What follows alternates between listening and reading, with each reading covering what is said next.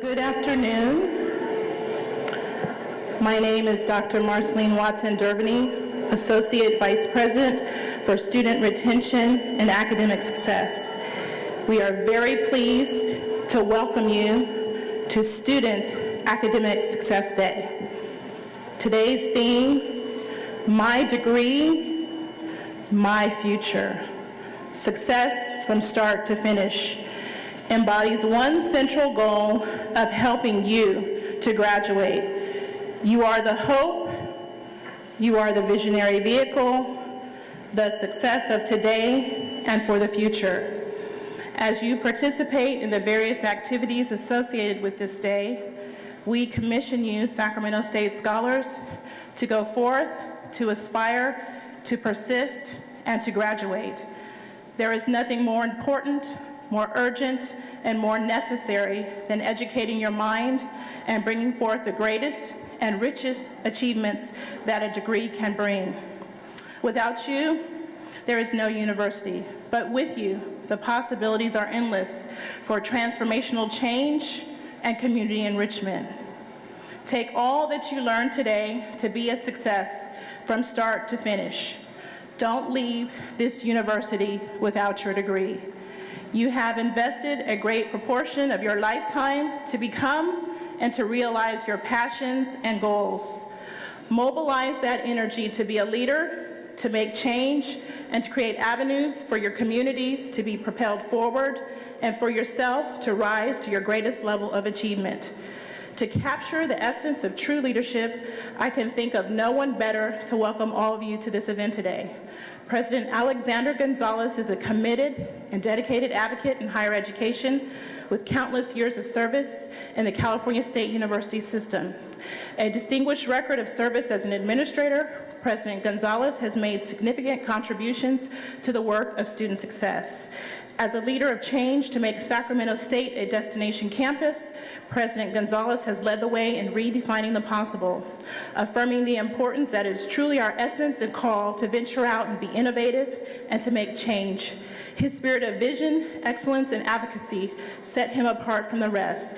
Please stand, and I say please stand because he's retiring this year, and applaud him as we bring him to the stage. President Alexander Gonzalez.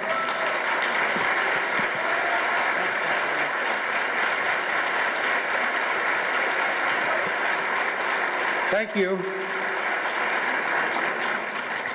This is great. Not because you stood for me, but look at the number of students out there. This is terrific. I know food always brings you, but this is terrific. I want to thank everybody for coming. This is about you and your success, and I hope all of you have enjoyed your time so far at Sacramento State. Now, today is designed with your success in mind, and it's going to provide you with a range of activities and learning opportunities centered on the theme of my degree, my future, success from start to finish. And you can see some of the students and the volunteers wearing those t-shirts. That's what it's all about. So today is a day for you to get information, to get on track, and to stay on track to ultimately graduate, because that's what you want to do. You want to graduate. For me, the key to unlocking my potential has been a couple of things: a strong sense of family, hard work, and education. The evidence is overwhelming that higher education does improve people's lives, making our economy more efficient and contributes to a more equitable society. In fact, studies show that earning, and you've probably heard this before, earning a college degree over the lifetime is going to get you $1 million more in earnings than someone with a higher education, with a high school education. That's critical. But more importantly, by 2025, it's already been estimated that in California alone, we're going to be about 1 million people short with degrees. So obtaining a degree is going to be really, really important for you, for your future, for the state, for the workforce that's going to develop later on. Like many of you, I'm the first in my family to go to college as well. First-generation students and those from low-income backgrounds frequently lack the information that's needed to make the best choices when you enroll in college. Student Academic Success Day provides a series of workshops and resources to give you the information that you need to navigate college life and understand the blueprint to graduate from Sacramento State and make connections between college and career and anything else that comes in your way. In addition, the Cerna Center today is sponsoring the keynote address by Dr. Howard titled "The Transformation of Higher Education, Why We Must Graduate." I want to just commend all of you for taking the time to be here. This is really in your best interest. I hope you enjoy the hour that we're going to be here. I'm going to sit down, and thank you very much for being here once again. Thank you.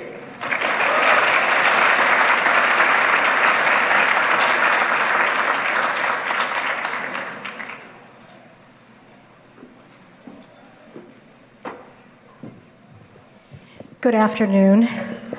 I'm Viridiana Diaz. I'm the director of the College Assistance Migrant Program, the co-director of the Degrees Project, and assistant to the president for the Cerna Center. On behalf of our campus, on behalf of Student Academic Success Day, SASEB, the Educational Equity Programs, and the Center, I would like to thank you for investing in your education by joining us today for Student Academic Success Day. I'm pleased and I'm very excited to see so many students here today join us for our keynote address. The mission of the Cerna Center is to provide opportunities for learning, for engagement, and most importantly, a space for our students to dialogue and to grow. We do this through a speaker series each year, through panels and forums on a diverse range of topics. Today, as part of Student Academic Success Day, we are proud to bring to you Dr. Tyrone Howard. Dr. Howard is a faculty member in the Division of Urban Schooling in the Graduate School of Education and Information Studies at UCLA. He's also the faculty director of Center X, the founder and the director of the Black Male Institute, and an associate faculty member in the Bunche Center of African American Studies at UCLA. Dr. Howard is also the Faculty Associate Director for the Academic Advancement Program at UCLA, which is the nation's premier student retention program for underrepresented students. Dr. Howard is the author of the recently released book, Why Race and Culture Matters in Schools, Closing the Achievement Gap in America's Classrooms. He has authored more than 50 peer-reviewed journal articles, book chapters, and other academic publications and reports. He's best known for his scholarship on race, culture, and education. Dr. Howard is one of the most renowned scholars in educational equity, the African American educational experience, Black males, and urban schools. Today's 30-minute address will be on the topic of the transformation of higher education, why you must graduate. Please help me welcome Dr. Tyrone Howard.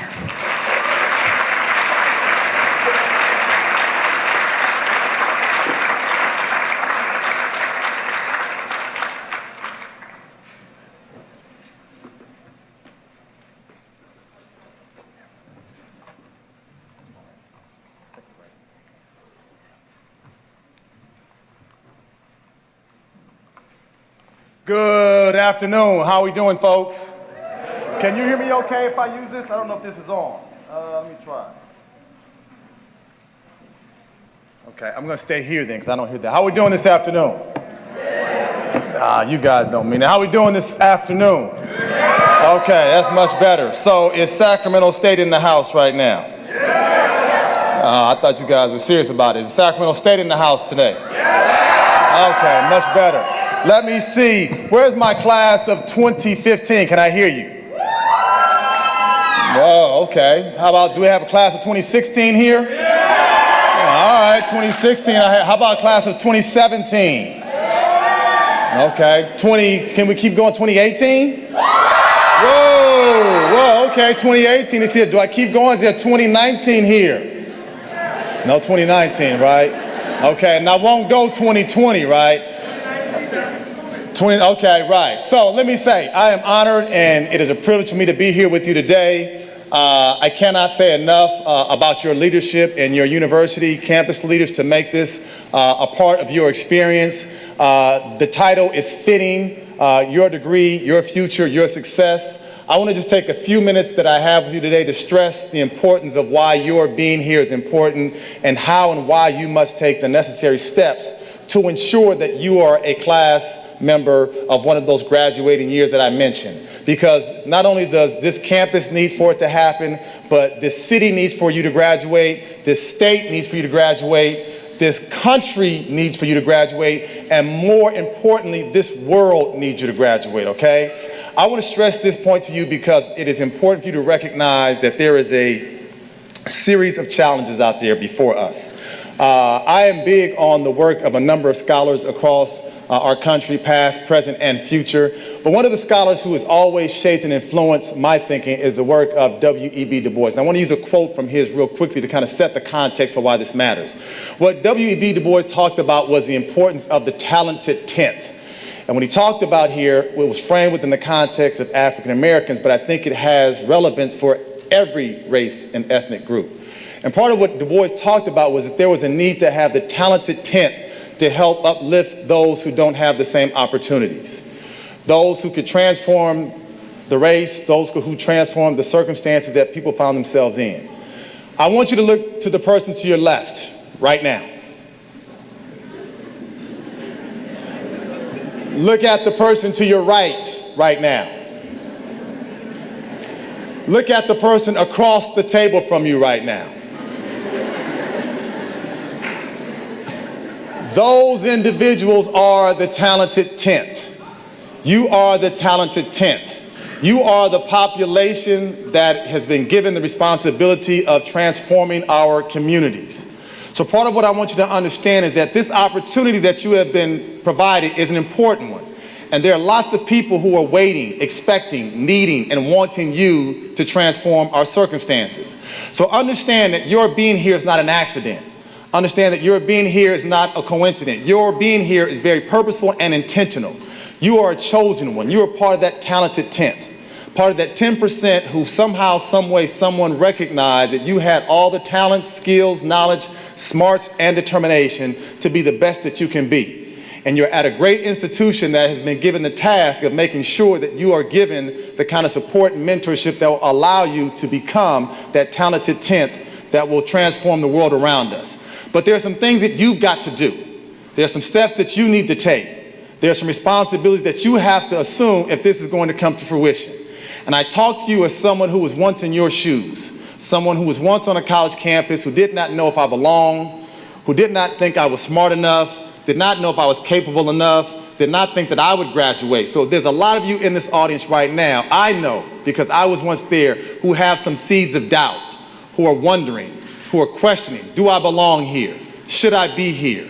Am I really smart enough? So part of what I want to do today is to convince you that you do belong here and you have a role and responsibility to matriculate through this process. But there are some steps that you need to take to make that happen, okay?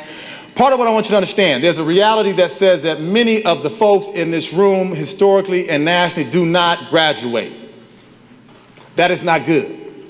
Part of what the data tells us, if you look at the different ethnic and racial groups, Black and brown students typically don't graduate at the same rates as our white counterparts. First generation, low-income students also do not graduate at the same rates. We cannot become these dismal statistics. Part of what you have to understand is that there are things within your power that helps to turn these numbers on their heads. And part of what you have to recognize is that there are things that you can do and things that you can control that ensures that this does not become your reality. Because part of what these data tell us is that, by and large, that only 1 out of 2 of you will graduate within 6 years. Think about that for a second. That means, from this point of the room forward, if 4 or 5 years from now, half of you did not have college degrees, we cannot allow that to be our reality. You are at an institution that wants and expects you to graduate and walk across the stage with a diploma in your hand within the next 2, 3, 4, or 5 years. So what's the recipe for success? What are the steps that you take to succeed? What are the things that you need to do starting today to make sure that this reality becomes part of your norm? So let's talk about what you have to do, okay? There's several things I want you to understand in this process. Part of what we know is that many of you came here and you were not oftentimes provided the necessary steps that you needed to be successful. Many of you, like I, attended schools that were probably underfunded. Many of you, like I, probably had teachers who were not the best teachers in the world. Many of you, like I, probably attended schools where teachers did not expect you to even go to college. That sound familiar to folks?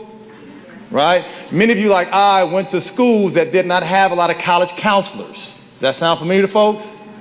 Right? Many of you, like I, did not have high schools that had people who were absolutely committed to your success every single day. But guess what? In spite of all those challenges, look at where you are. What does that say about you? What does that tell us about your determination, your desire, and your resilience? It says that despite the challenges that you had in your schools, you still found a way to be here. See, many of you are like me. I'll oftentimes say that many of you are here not because of schools, but in spite of schools, right? So that's why you're part of that talented 10th, because the talented 10th finds a way when there seemingly is no way. And that's what I want you to understand. But part of what you have to also recognize by being here, if you are a product of schools that were not always the best funded schools, that means that you have got to work twice as hard to be successful here. Because some of your peers had very good teachers in ways that you did not.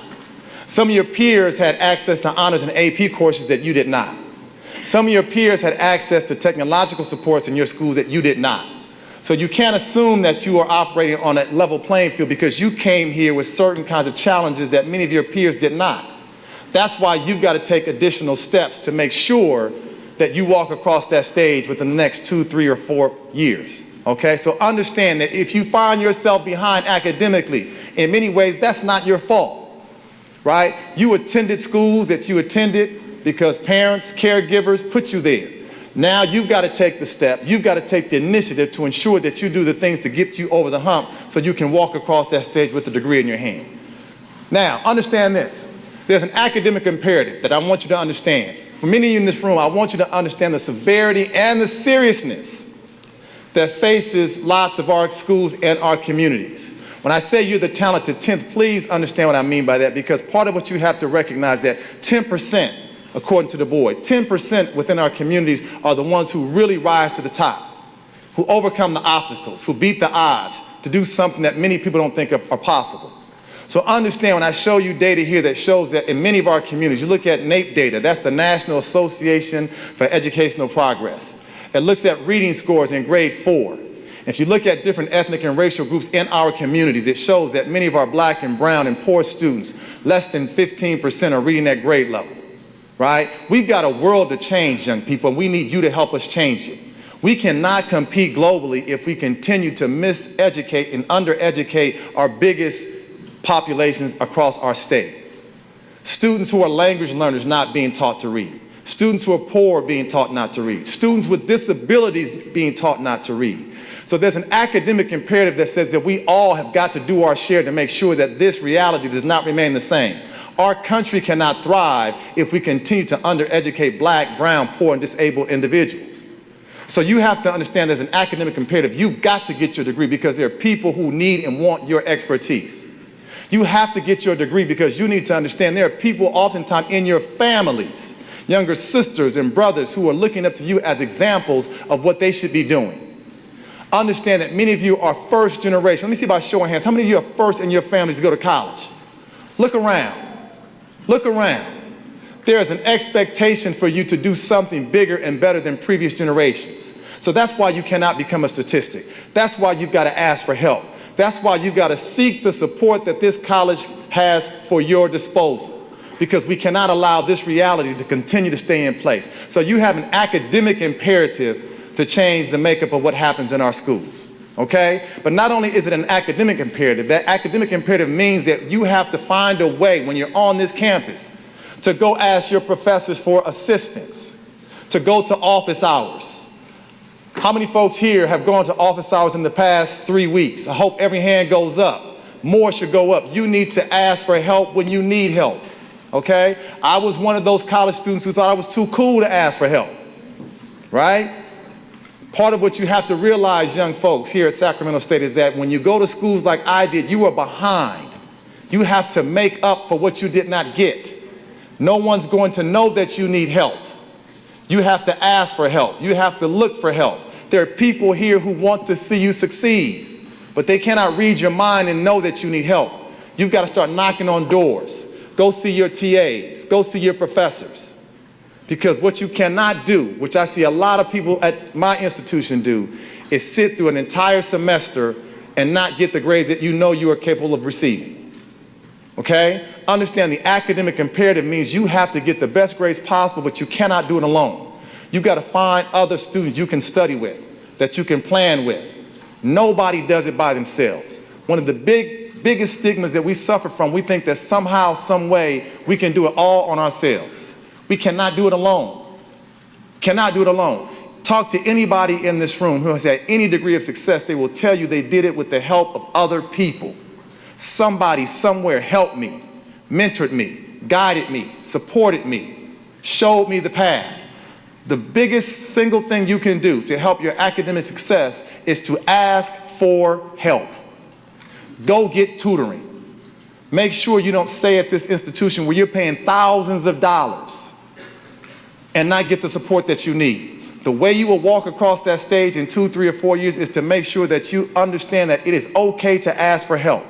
It's okay to ask for tutoring. Nobody does it alone. So that's the academic imperative that you have to understand. Does that make sense to us? Can you give me a word that you'll do that? I don't hear you. Can you give me a word that you'll do that? Yes. Thank you. All right. Also understand that there's an economic imperative. The president just shared with you guys the fact that, look, when you don't succeed at this institution, you are harming yourself, you are harming your future children, you are harming your children's children.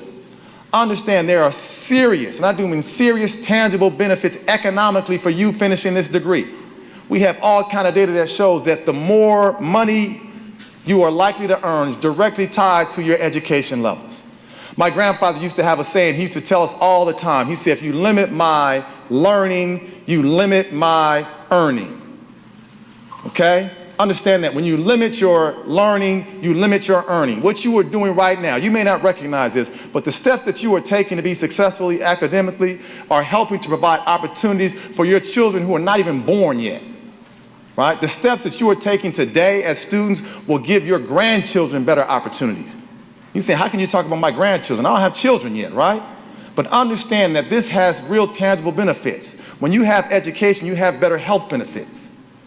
When you have education, you have better opportunities to send your children to schools in. You have better opportunities to travel the world and see all that it has to offer. There are tangible benefits economically to you finishing your degree. You make more money over the course of your lifetime by finishing this degree. Understand that this is about how you increase the quality of your life by ensuring that you don't use this time here as a playtime. See, some of you are just happy being here because guess what? I'm out of my mom's and dad's house. I'm now 18. I think I'm grown. I'm going to go to every party I can go to. Understand, this is not playtime, folks. This is about you taking care of your business.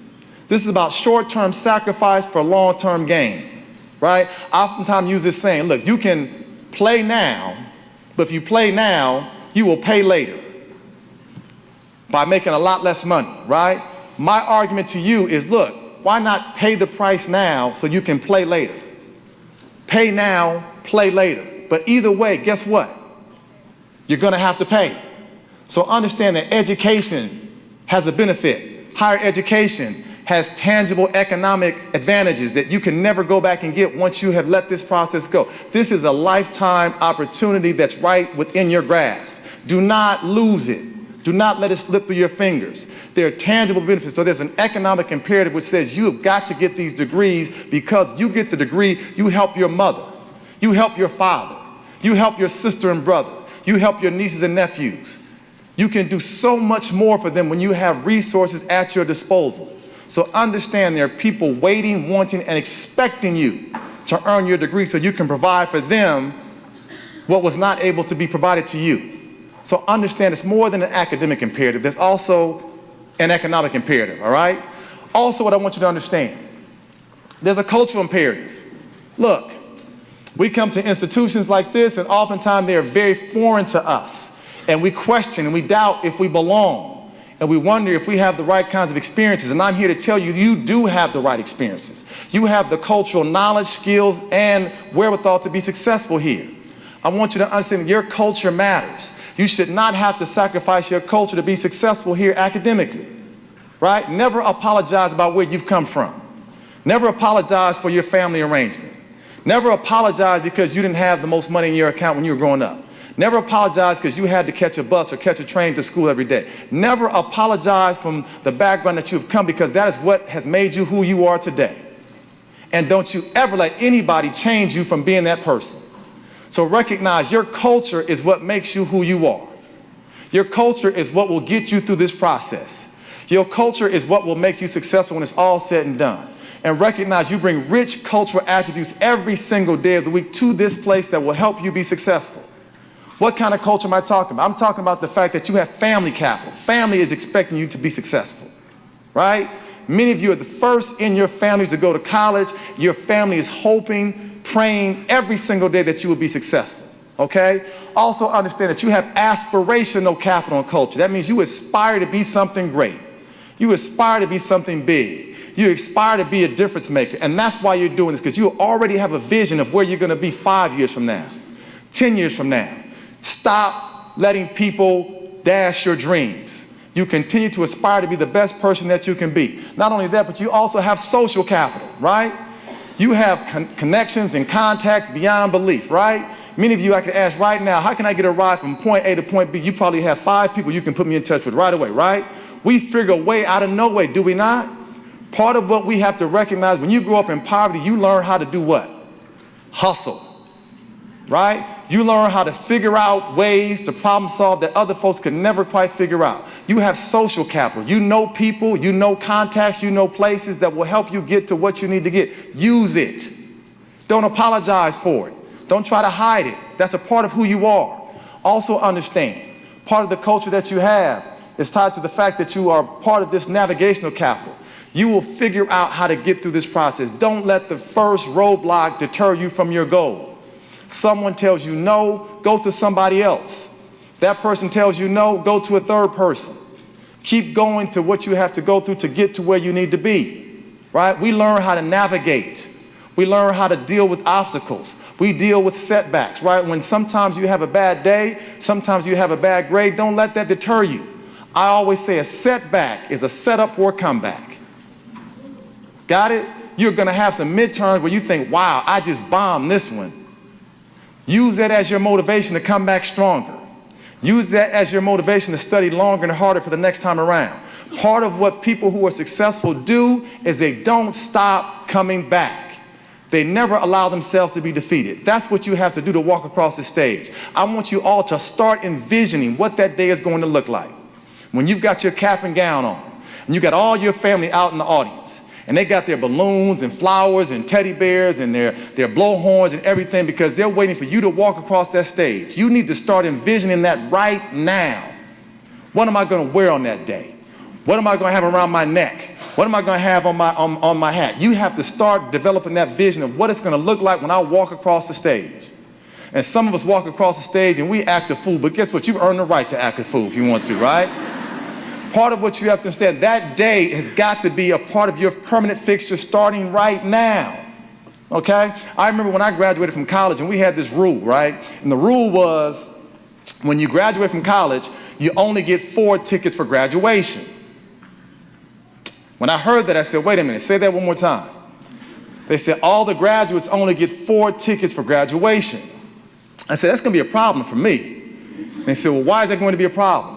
Because part of what I had to try to explain to folks, and many of my classmates had to do the same, is that for me graduating, I can't just tell 4 people they can come to my graduation. Because I come from a family that is probably 400 large, right? So who am I going to tell that they're not getting tickets to the graduation? So I told the coordinator, I said, okay, I'm not going to tell my folks that they can only have 4. I'm going to let you tell them they can only have 4, right? Because when you graduate on that day, it's not just you walking across that stage. It's a whole lot of other people. It's all the people who poured their time into you. It's all the people who invested in you. It's all the people who believed in you. It's all the people who sacrificed a lot in you. It's all the people who went without so you could have something. When you walk across that stage, it's not about you, it's about we walking across that stage. That's why you've got to start envisioning that day, because a lot of people are already counting down for that day. They just want a small piece of the credit for your success. So understand, you've got family capital where people are expecting you to be here. So that's why you've got to find that calendar. Mark the date down. I don't care if it's 3 years from now. Mark the date down. Mark off X's each day you get closer, because you've got to have a vision of when you're going to walk across that stage, because it's going to be a huge day, not just for you, but for all the people who came before you who made it possible. So can you do that for me? When you start marking that day down, when you walk across the stage, you have to become a visionary and see that day and see that time and see that crowd and see your family and see the tears coming down the family members who thought that this could never happen for someone in their family. That's what you have got to create. That's why you cannot let them down. That's why you have to take the steps to take this seriously, because this is bigger than you. It's bigger than you. It's about those who have come before you. It's about those who will come after you as well. Understand, you also have different types of capital. You have resistance capital. That means you refuse to be told what you cannot do. How many people told you you would not go to college? How many, raise your hand if somebody told you you would not go to college? Look around. Where are you now? Where are you now? Say it again. Where are you now? Thank you, right? So this is what you have to tell all the haters, right? Tell all the haters. Come on now, you can acknowledge it, right? Understand, Sac State, that there are people out in the world who expect you to fail. We live in a state, and I talked about this, we live in a state right now, we put a lot of money into building prisons and jails, and not nearly as much into building educational institutions. That's because we live in a state that expects many folks who look like us to not succeed. But you have to have resistant capital. You have to continue to push and continue to try when people tell you that you cannot do something. Part of you are only here because you love when people tell you that you can't do something. Don't you love when someone doubts you? Don't you love when someone tells you what you can't do, what you won't do, what you're unable to do? Use that as motivation, right? There are people, I hate to say this, I know we got the president here, so I hope I don't get in trouble by saying this, but look, it happens on every campus. There are some people here who don't expect you to graduate. Yeah, there are people here on this campus who don't expect you to graduate. Right. Don't say names, but just acknowledge it, right? Okay? But there are people here who don't expect you to graduate. Part of being resistant means that you know those folks are here, but you don't allow their reality to become your reality, right? That's why you will succeed. Not to prove them wrong, but it's nice to kind of shut them up, right? It's nice to prove them wrong, because part of what they are saying is that you're first generation, you're not as smart, right? If you're undocumented, you're not as capable. If you're African American, we don't expect you to graduate. If you're Latino, you shouldn't really be here, right? These are things that they oftentimes say, think, and feel. And it's apparent when you walk into some of the classes on our campuses across this country. There's certain people who just don't think you should be here, who just don't think you can succeed. Part of being resistant means that you will prove them wrong, because you will show up every day to class. I'll say that again. You'll show up every day to class. I'm going to say it one more time. You will show up every day to class, right? And you will show up on time to class. One more time, on time to class, right? And then here's what you'll also do. You'll show up every day on time, and you'll sit in the front of class, right?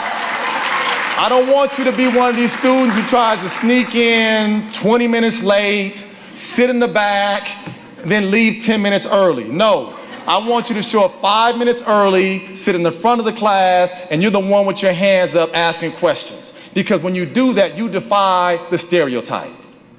You defy the stereotype that says that poor kids don't value their education. You defy the stereotype that says that students of color don't show up on time. You're the one who defies the stereotype that says first-gen kids don't know how to be successful in college. So every single day you do that, you're helping to defy the stereotype. And part of what you have to understand, like I said earlier, it's bigger than just you in this moment, because when you come to that class every day, and you come on time, and you sit in front, and you ask questions, and you ace that midterm, guess what you're doing? You're changing mindsets. Now the people who doubted are starting to wonder, maybe I'm wrong, maybe these kids can be successful. Maybe they are worthy of being graduates. But when you show up late, and you don't come to class, and you don't sit up front, and you don't study, all you're doing is what? Reinforcing the stereotype. We cannot afford to do that because the stakes are too high, okay? Now, What we also know, this is all part of what we call community cultural wealth that each and every one of you here possesses. There's a community behind you who expects you to succeed, who wants you to succeed, and who needs you to succeed. You have to tap into this every single day that you are on this campus, right? Understand, I know you want to party. I know you want to have fun time. I get that. I was once your age. But believe you me, parties will always be there. Your educational opportunities will not be. Please take advantage of them. One of the biggest things I hear from my friends who I went to high school with is, I wish I could go back and have a do-over. They wish they can go back and be 17, 18, 19, 20 years old again, because if they could, they would take this time in their lives much more seriously. You don't want to be that person who looks back 15, 20 years from now saying, I wish I'd have listened when people told me to take my education seriously. This is an opportunity that has not always been afforded to us. So understand this is bigger than the moment, okay? The last thing I want to talk about, what can you do? Key practical steps of things you can do to be successful here, okay? I talked about asking for help, right? If you are struggling in the class, if you have quizzes that you've gotten less than C's on, guess what you need to do? Say it with me. Ask for help. If you had 2 midterms and you have not done well on them and the final is coming up in the next 3 or 4 weeks, guess what you need to do? Guess what? If you haven't shown up for class for 3 weeks and you are behind, guess what you need to do?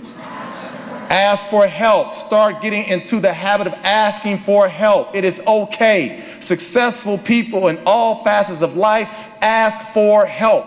There are services on this campus that are designed for that purpose, which is what you need to do. Ask for help. And if you don't get it the first time, guess what you do? You ask again. You ask again. You ask again. You keep asking for help till you get what you need to get out of this experience, okay? Second thing you need to do is you need to work collaboratively, right? Why should somebody suffer by themselves when there's 4 of us who are also suffering? The 5 of you need to get together and say, how can we put our collective brilliant minds together so we can become the best students we can be? Because I may not understand one part of this formula, but you understand the other part of the formula. The third person understands the third part of the formula. We can work collaboratively. We can figure this out. We look at high-achieving students on UCLA's campus. The one thing that they do, they study together. They work together. They plan for midterms together. They plan for finals together. But what do? We work by ourselves. And we get stuck. We don't ask for help. We have nobody to turn to. So work with the fellow students that you have. Form study sessions. Form work groups. That makes a difference because you are able to access the knowledge and information that your peers have. Okay? Be leaders on your campus and form times to integrate ways in which you can study every week together. 2-3 times a week together. Just 1 hour a day. Learn how other people study. Learn how other people take notes. That's how you become a successful student. You have to work collaboratively. Okay, what else do you need to do? Get what you pay for. I don't think many of you are going here to school for free, are you? You're paying a lot of money to be here, are you not? What if I told you to go into a grocery store, write a check for $300, give the person your money, and then walk back out without groceries? How would you feel about that? You're like, that would not work for me, right? We typically want to give our money and do what? Get something in return. And if you walk in and you give your money and you don't get something in return, you look like you're a fool, right? That's what happens if you spend the time and the money that you invest here and you don't walk out 2, 3, 4 years from now with a college degree, right? You will have put a lot of money into something that you have nothing to show for. So when you have tutorial services, guess who pays for that? You do. When you have academic supports, guess who pays for that? You do, right? When you have assistants in all these different majors and departments, guess who pays for that? You do. Your tuitions go toward the support services on this campus. You pay for it, you should use it. If you don't use it, guess what? You've paid your money for something that will not benefit you. So get what you pay for. Use those opportunities as ways to make sure that you walk across that stage. This is all tying back to that day you walk across that stage. It doesn't happen magically. You have got to take the steps to make sure that it happens. So get what you pay for, right? You put a lot of money, and the big mistake you can make, I cannot tell you how often I see this. I see lots of students who spend 3, 4, 5 years at an institution of higher education, take out $30,000, $40,000, $50,000 in loans, do not graduate, And it's not as if the loans just disappear once you decide not to graduate. There's this little thing called interest. You know what this thing called interest is? It adds up. So your $50,000 is not 50. Now you owe 60, 62, 63, $64,000 for something that you never got. And they don't say, well, okay, you can pay us when you feel good and ready. They want payments starting now. You don't want to pay toward a degree that you never got. You don't want to pay for an education that you never received, right? In some cases, we're talking about people who have monthly payments of $800, $900 a month, $1,000 a month for a degree that they never got. You don't want to be that person. So you have to get what you pay for, okay? And then you got to identify allies. Find the people who will help you succeed on this campus. Every campus has them. Professors who want you to succeed. Administrators who want you to succeed. Staff persons who want you to succeed. Other students who want you to succeed. Find the allies who are concerned about your well-being. Let me tell you something, young folks. There are some people on this campus. I talked about the grown-ups. Let me talk about your peers. There are some of your peers on this campus who don't want you to succeed. You got to find out who those folks are, and you got to disassociate yourself. If they're not about graduating and self-improvement and being better, you have to ask, why am I spending my time with somebody who's only helping to bring me down? So identify your allies. Who can I depend on? And much more importantly, understand it's not about how many you have. It's not about the quantity of your allies. It's the quality of them. I'd much rather have 2 people who I know I can depend on, who I know will be there, who are concerned about their success and my success, and have 20 people who are just kind of going through the motions. So be clear about who it is you identify as your allies and stay connected to them, because they will benefit you for a lifetime, okay? So I say all these things to say at the end of the day, there's this historical imperative as I prepare to close. And this historical imperative is tied to the fact that you have to understand that, look, you all are the dreams that have been answered, the hopes that have been wished, and the prayers that have been answered of a lot of folks who worked tirelessly so that one day their children or their children's children or their children's children's children could get an education that they can only dream of. Most of you, many of you, are the descendants of folks who only had 2nd and 3rd grade educations because they had to work. They had to put out a lot of effort for very little pay. But they did that because they were willing to sacrifice their lives so that one day you could have this opportunity. Understand your history. Know the fact that there are many of your family members who couldn't even think about taking a class on a college campus, but now they see you on a college campus. There was a time when folks who looked like many of us would only be allowed on this campus if we were cleaning or cooking on it. Now you are here earning degrees. That's why you cannot let those folks' work be in vain. You cannot let their sacrifice be in vain. It is a slap in the face of all those folks who came before us if we take this moment, at this time, and this opportunity and not take full advantage of it. Understand, many of you have loved ones who are no longer here. They made the ultimate sacrifice. But what you have to do is to keep their memory alive and to honor their legacy is you've got to be prepared to walk across that stage with your degree in hand. Understand, this is much bigger than you. There are lots of people who only could hope that they one day had this opportunity that you have in your hands right now. It is precious. Do not lose it. Do not let it go. Understand there are folks who work 15, 16, 17-hour days for pennies on a dollar, back-breaking labor, so that one day their children's children could have this opportunity to earn a college degree. So please understand, when you do this, this is about recognizing all those folks, the unnamed heroes and sheroes, that you stand on the shoulders of giants. We think being in college is hard. Try working on a farm for 15, 16, 17 hours a day, 7 days a week, 90-degree weather. You think college is hard. Try having family members who had to work 2 and 3 jobs to barely make ends meet. See, what you have to understand is that you have lots of people who have gone without so you could have what you have. Many of your parents have the old, outdated phones so you can have the best smartphones around. They went without shoes and clothes so you could have the best shoes and clothes. Understand the historical legacy of people who have sacrificed so that you can be better off than they were. I cannot stress that enough, because all we ask of you is that you do a little bit better than we did. All we ask of you is try a little bit harder so that the next generation can have it a little bit better off. You have a phenomenal opportunity right before your hands. Do not neglect those who came before you. Do not let their sacrifice be in vain. Understand that they are expecting you, that they are needing you and wanting you to be the best that you can be. Because the satisfaction you can provide to them by having an education lets them know that my sacrifice was well worth it. My compromise was worthwhile. My investment was not for anything at all. Part of what you have to help them to recognize and understand that you will not turn your back on them. Understand that many of you have sons and daughters who are watching you, who are mimicking you, and everything that you will do, they will do, for better or for worse. So understand the historical legacy of this moment and this time. Our country is changing by the day. I no longer use the term minorities because guess what? Now the so-called minorities are majorities. So when we have a country of majorities, it's up to the majorities to understand the legacy of racism in this country, discrimination in this country, that allow many of our people not to have the opportunities that we have today. So now that we have kind of pushed through that wall, we still have a lot of work to do. We need young minds like yours to help us lead the charge. We need young innovators. We need future engineers, psychologists, firefighters, legislators, university presidents, physicists. Those are the minds that we have right here in this room that will help to change our world. So understand the historical legacy. The moment is too important.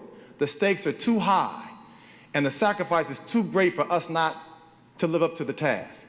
So I want to ask you, I want to beg you, I want to plead to each and every one of you to envision that day, walking across that stage, receiving that degree, ready to change the world to make it a much better place than what you found it. To make the world better because of the fact that you stand on the shoulders of those giants who said, you know, one day I have a dream that my great-great-great-grandchildren will be able to be at a college university and earn a degree that they told me I wasn't capable of receiving. That's what you've got to do. Don't let sexism define you. Don't let homophobia define you. Understand there are a lot of isms out there that will try to tell you over and over again why you cannot be successful. You are here by design.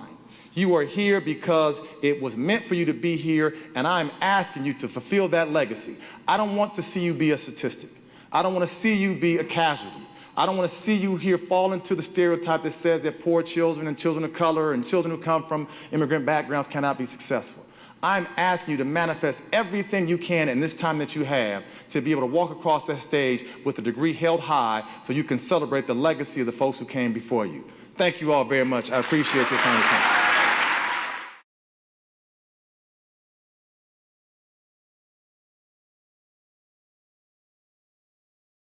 Stand up, I can hear you. Go ahead, just project. I am a proud resident of Compton, California. All right? Always rep your city, always rep your area code. One thing I dislike strongly is when people say, how did you make it out of Compton? Like it's a jail or something. Look, I always tell folks there's a lot of talent in our communities. We just need to find ways to create the opportunity. So I'm a proud Comptonian. Thank you very much.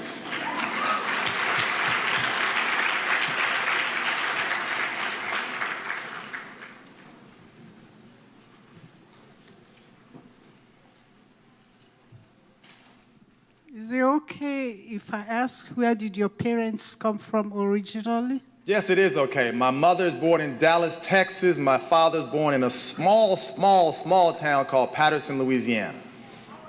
Yes. Thank you. As a young black man, I see you and I'm very inspired. So is there any extra advice that you would have for me? Okay, so I got to put some stuff on the table here so everybody knows. So this is family right here, okay? So I consider this a nephew. This is Kitaba. So yeah, so he knows a lot of this, but I'm going to reinforce it because he's got an amazing mom who's right next to him who's been drilling this into his head from day one. Shout out, come on, mom, wave your hand, right? Thank you very much, right? So look. Mom is earning her PhD while son is earning the BA. That's what I'm talking about. That's like setting the example. So that's what we need more examples of. Thank you, Mom, right? So what do I say to you, Kitaba? I would say to you, look, I'm going to say this to all the young people. Raise your hand if your parents get on your nerves. Okay? Raise your hand if you feel like they just kind of just stay on you all the time, right? Raise your hand if you feel like you know more than we know. You can be honest. I know you think you do, right? So part of what I would tell you is that you have got to listen to what your mother and your father and all the folks who love you tell you. They don't tell you this because they want to be just annoyances to you. They are telling you this because they love you. They are telling you this, young people, because we know the pathway. We want you to avoid our mistakes, to avoid our pitfalls. So my advice to you would be to listen and learn and follow the path that they have set, because they are never going to guide you in the wrong way. But at the same time, you have to start taking ownership, because it is your future. They can only tell you what to do, they can show you what to do, but then you have got to take ownership of it and make it your reality. Because guess what, folks? I tell everybody in here, the time of being kids is over, right? If people want to be grown, we got to act grown.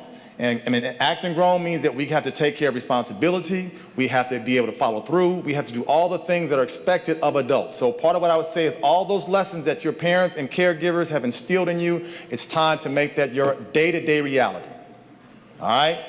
Now, you know I'll stay on you about that, right?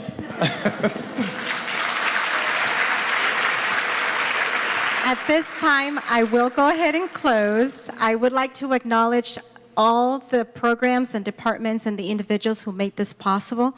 This event would not be possible without the support of ASI, without the support of the Serna Center, without the support of the Degrees Project, Student Academic Success, without the support of many administrators and leadership on our campus that believes in all of you and wants to see you be successful.